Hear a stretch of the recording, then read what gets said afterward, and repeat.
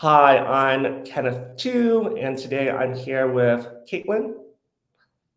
Would you like to introduce yourself? Sure. Hi, I'm Caitlin Lacey. I am currently the head of marketing at Squint AI.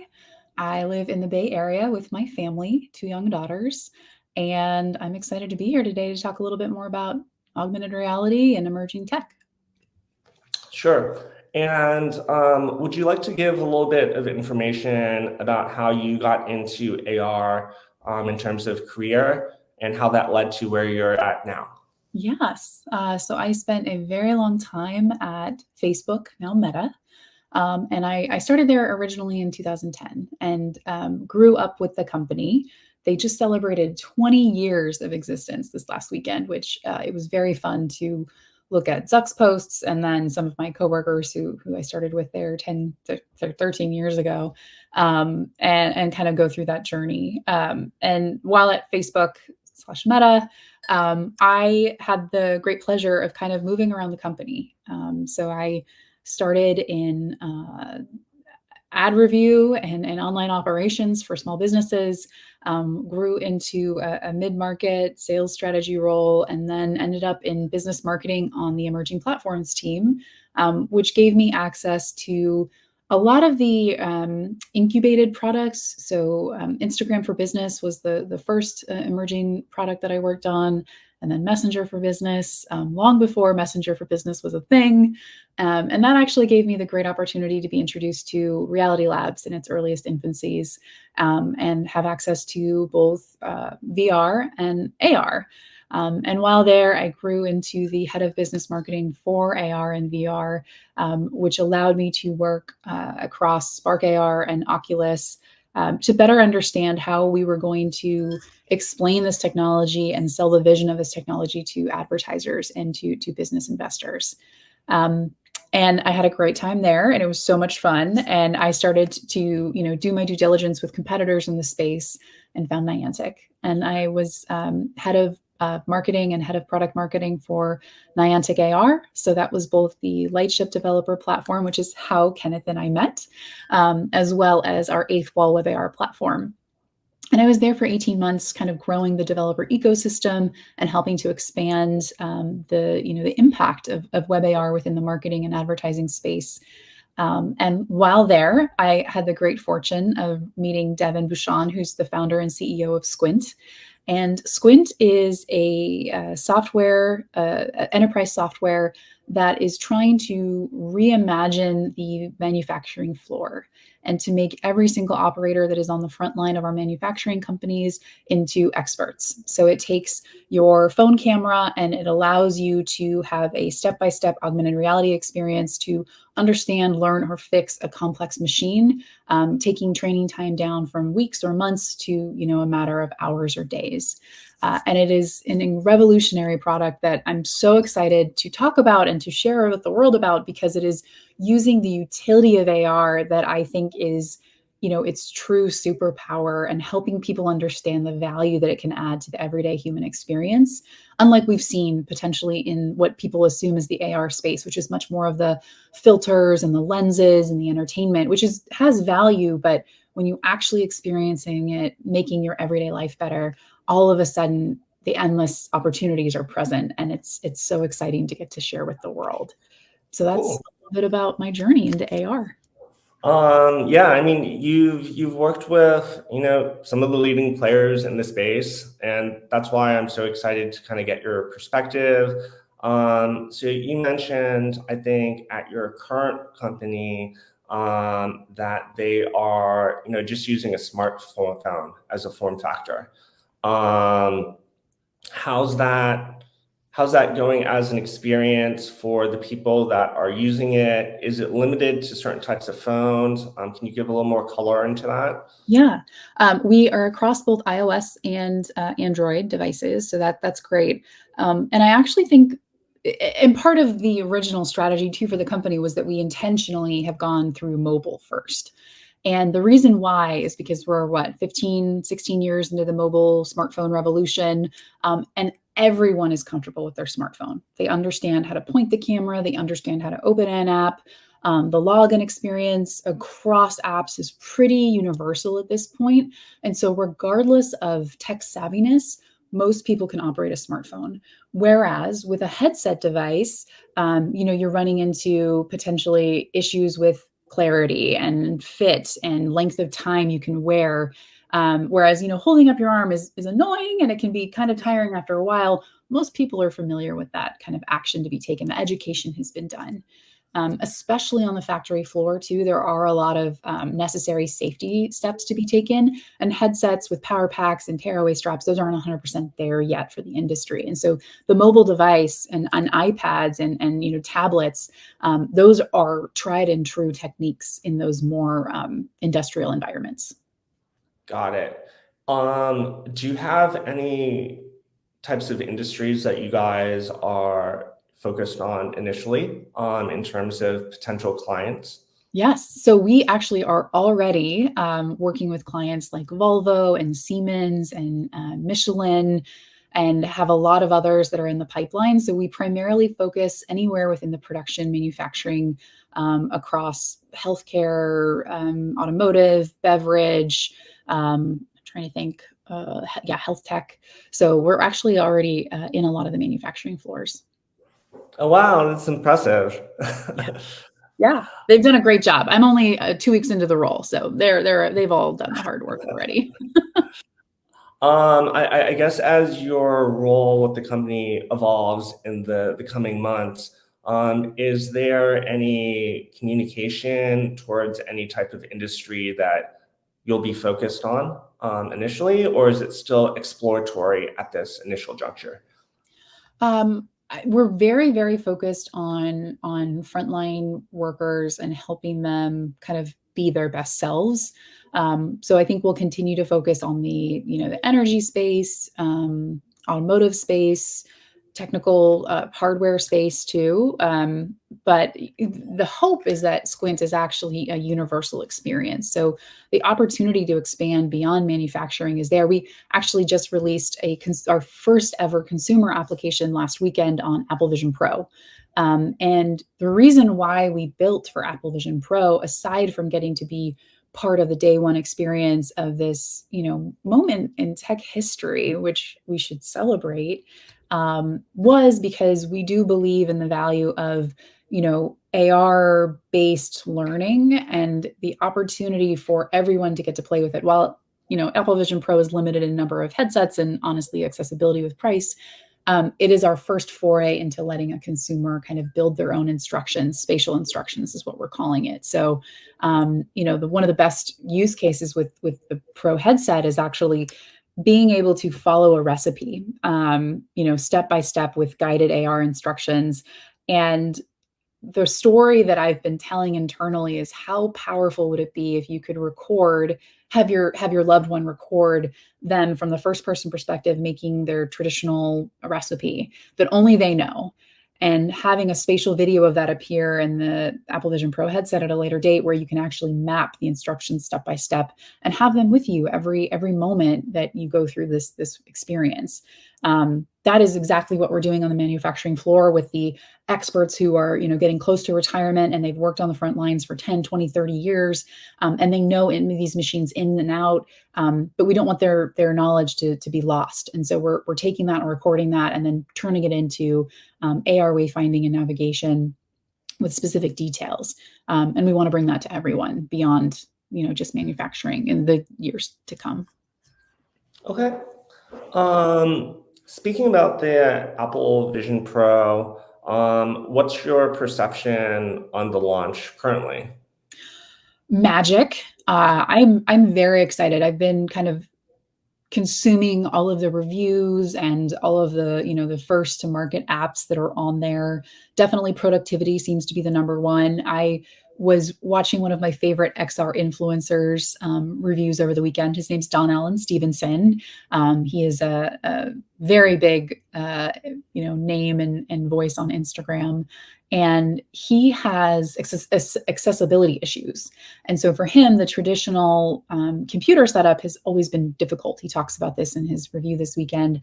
And he said for the first time, he's felt like he could use, a computer in the way that they're meant to be used because it's much more intuitive and free moving for him and what his limitations are. And I just thought that was beautiful. And just the idea that technology is evolving kind of with every kind of aspect of who we are as humans is really compelling.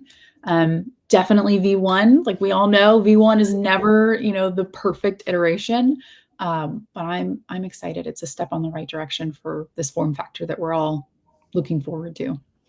Yeah, I mean, something I'm specifically really excited about too is just the positive press that comes with Apple release products in general. Yeah. Is, in my opinion, a great positive for the industry, because for better or for worse, realistically, if Meta and Apple were to launch, comparable products at the exact same time, the likelihood of positive press for the Apple product is like dramatically higher. And I think part of the challenge is, from Meta's perspective, Zuck's more of like a introvert. He's not like this super charismatic speaker. And so sometimes I feel like the press is kind of like harsher on him on things. And then it kind of carries on to the rest of Meta in a way that's a little unfair. Yeah. But with Apple, you kind of have a wave of positive press that kind of like just overwhelms everything. Well, and Apple has always done, their core value is human driven design, right? And I think that intuitive nature of their products, even thinking about how they educate us, like going from the swiping on the original iPhone, right? Like, and the button, and then when they took the button away, how we all kind of raged against that, but now we're totally used to not having a button on the device. And thinking about the way we as humans kind of interact with materials, Mm-hmm. I think is the key difference with Apple. And I bleed blue. Like, I'm a Facebook person and Yeah. a Meta person through and through. But the thing that Zuck leads with is connection versus intuitive design. And so you'll Yeah. always see the social graph built into their products versus the intuitive design. And so that's just the big differentiator. So it comes down to value. I think that there are Yeah. Apple lovers, and then there are going to be, maybe Meta lovers is too strong of a term, but people who are fond of Meta products. Yeah. And I think that's going to be the difference. What are they driven by? And I think that comes down to a lot of technology, is just, what is your human drive? Yeah, I will say that from Apple's launch, it seems like they're very focused on like non-gaming entertainment. Yeah. So like a lot of what I'm seeing from them is like what in my mind I'm labeling as TV plus. Mm, So something like a TV experience, but a little more enhanced. yeah. It'll be interesting how that proceeds, given that the battery life is like 2 hours or so. I don't watch that much TV, but my understanding is when people watch TV, it's like a longer experience sometimes. Well, and I think it'll be interesting to see the multiple screen experience with an Apple Vision Pro, because right now it's second screen, right? Like, you watch Yeah, TV, but you have your smaller screen, and then maybe you've got your other screen over here, your work laptop with your computer and your phone. So it'll be interesting to see the multitasking that happens in headset. I don't know where they're going to go with that, or where the human experience will take that. yeah. They also, the tricky thing about the Vision Pro price point too is I think something that's really exciting about AR is not just from a gaming experience, but multiplayer in the broadest sense. Yeah. Having multiple people see the same digital information at the same places, Yeah. that's really interesting. But at their current price point, there's not going to be many families certainly that can afford multiple Vision Pros for a multiplayer experience. Yep. But I think that's something that's very compelling that we're just not going to see because of like practicality. Yeah. And I think that's another difference between Apple and Meta to a degree, is Zuck is very cost conscious because he does understand accessibility, right? And I think a lot of the original use cases that we started exploring when I was still there around Oculus and education, and just allowing people access to the headsets to have more broad educational experiences. Whereas with Apple Vision Pro, I mean, gosh, the content and the screen resolution apparently is just going to be next level, but the accessibility is going to be the issue. So, we're going to run into this again and again. And apparently with Apple Vision Pro, it's one persona or one profile and then guest mode. And guest mode obviously isn't going to be as customized or personalized as the persona mode. So it'll be interesting to kind of see over time, does the tech hold up, and will people invest in this high price tag? That's rent for a lot of people. So I don't see that happening broadly until future iterations where the price comes down. What are your current thoughts on, I guess, the AR industry and where we are stage-wise? Oh, I feel like we're at well, I'm sure many people have said this, but I feel like we're at a critical fork in the road. I think we're seeing advancements in the hardware and the computer processing that are going to make AR much more immersive and magical. I'm personally excited because I see the utility use cases like Squint kind of coming into the view, as opposed to entertainment. And entertainment, unless it's repeatable, like an incredible, augmented reality game, a lot of people don't go back. Maybe you have your favorite filter that you use, but it's just one-sided. So I'm excited to see some of the utility and ed tech and health tech kind of coming together. I don't think we're as close to glasses as we all hope. But that's okay, because I do think we still have a lot of learning to do. Honestly, the UX for AR is where my head goes, because we are so used to swiping and tapping, and that's where Apple can kind of come in and help us, right? The haptics and the new gestures are all things that we're going to have to learn together as an industry, and then find where people gravitate, and that is all incredibly important for the AR pioneers. I do want to give credit where credit's due, though. AR is not new; it's been around for 40 years now. So I feel like everyone who's come before me is just like, yeah, we're so close, but I think we're probably still, a decade or more away to it being everywhere. Yeah, I think there's still like a little bit of adjustments. I would say even for mobile AR apps, there's still some UX things that are not standardized yet, Yeah. where people kind of have a consensus that this is an ideal way for people to use apps. Yeah.